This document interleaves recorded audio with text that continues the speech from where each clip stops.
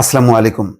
ভোটের লড়াই অনুষ্ঠানে আপনাদেরকে স্বাগত জানাচ্ছি। আপনাদেরকে বলেছিলাম যে এই অনুষ্ঠানে সাক্ষাৎকার এবং আমাদের প্রতিনিধিদের যে রিপোর্ট, সেই রিপোর্টের বিষয় নিয়ে আলোচনা করব এবং সেই রিপোর্টগুলো প্রকাশ করব।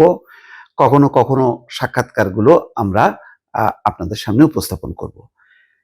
দর্শক, আলোচনা করব ময়মনসিংহ ১১ ভালুকা উপজেলা নিয়ে গঠিত একটি সংসদীয় এলাকা।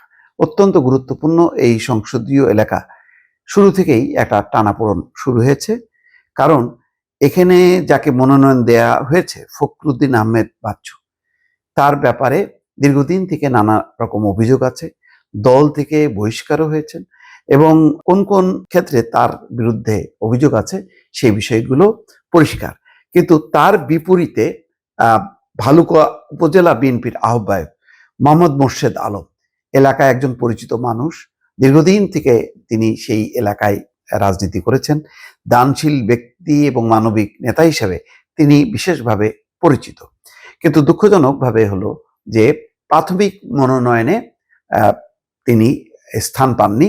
তার বদলে স্থান পেয়েছেন যার কথা বললাম, সেই বাচ্চু, যার পুরো নাম হচ্ছে ফখরুদ্দিন আহমেদ বাচ্চু। তিনি মনোনয়ন পেয়েছেন। কেন, কিভাবে মনোনয়ন পেয়েছেন, এই বিষয়গুলো বিস্তারিতভাবে আসলে অনুসন্ধান করাও মুশকিল। এটা পুরোপুরি দলীয় ব্যাপার। কিন্তু যেহেতু ওই আসনে ময়মনসিংহ ১১ ভালুকা উপজেলায় একজন যোগ্য প্রার্থী ছিলেন, যিনি দীর্ঘদিন থেকে দলের জন্য সেখানে কাজ করেছেন এবং এমনকি এখনো পর্যন্ত তিনি নিয়মিতভাবে সেখানে নানা মানবিক কার্যক্রম, সামাজিক কার্যক্রম চালাচ্ছেন। ব্যাপক তার একটা পরিচিতি আছে। তো আমাদের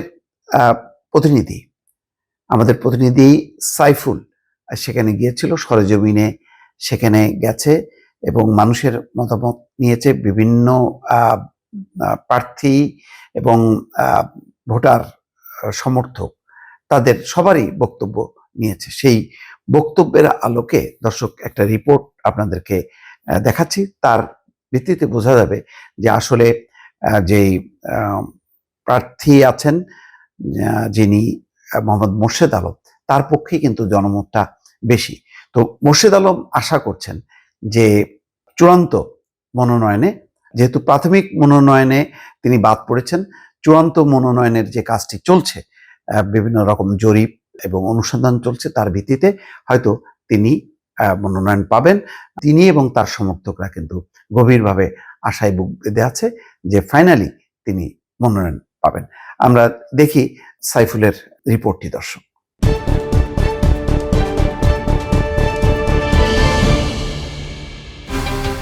সংসদীয় আসন ময়মনসিংহ ১১ ভালুকা উপজেলা নিয়ে গঠিত এই আসনে বিএনপির মনোনয়ন নিয়ে চলছে টানাপোড়েন।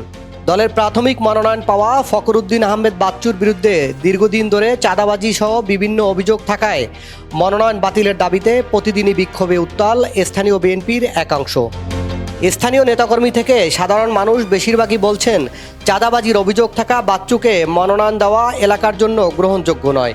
তাদের দাবি, এই এলাকার যোগ্য প্রার্থী দীর্ঘদিন মাঠের রাজনীতিতে সক্রিয় থাকা মোর্শেদ আলম।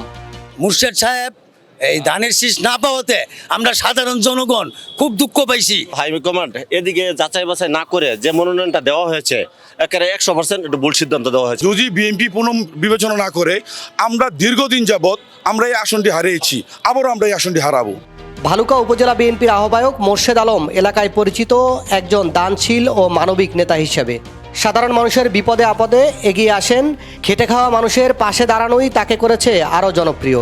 উনি আমার বিপদে আপদে উনি আমাকে দেখছে, তার কাছে গেলে আর খালি হাতে ফিরাইছে না।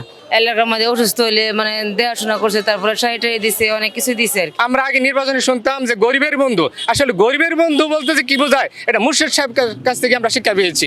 মোর্শেদ আলম দাবি করেন, দল যদি ত্যাগী নেতাদের মূল্যায়ন করে তাহলে ময়মনসিংহ ১১ আসনে আমি প্রথম দাবিদার।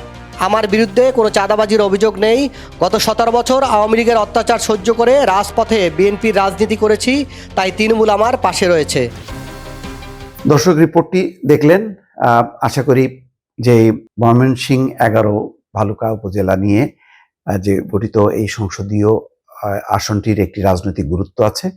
সেই গুরুত্ব বিবেচনায় হয়তো দল পুনর্বিবেচনা করতে পারে এবং সেই পুনর্বিবেচনায় যদি আবারও মোহাম্মদ মোর্শেদ আলম তার পক্ষে রায় দেয়, তাহলে সেটি স্থানীয়ভাবে বিএনপি নেতা কর্মীরা স্বাগত জানাবে এবং নিঃসন্দেহে এটি একটা আনন্দের বিষয় হবে এলাকার ভোটার এবং সমর্থকদের মাঝে। দর্শক, আমাদের এই রিপোর্ট এবং সাক্ষাৎকার ভিত্তিক এই আলোচনা, ভোটের লড়াই অনুষ্ঠানটি চলতে থাকবে। নির্বাচন পর্যন্ত আমাদের এই যাত্রা অব্যাহত থাকবে। ভালো থাকবেন। আল্লাহ হাফেজ।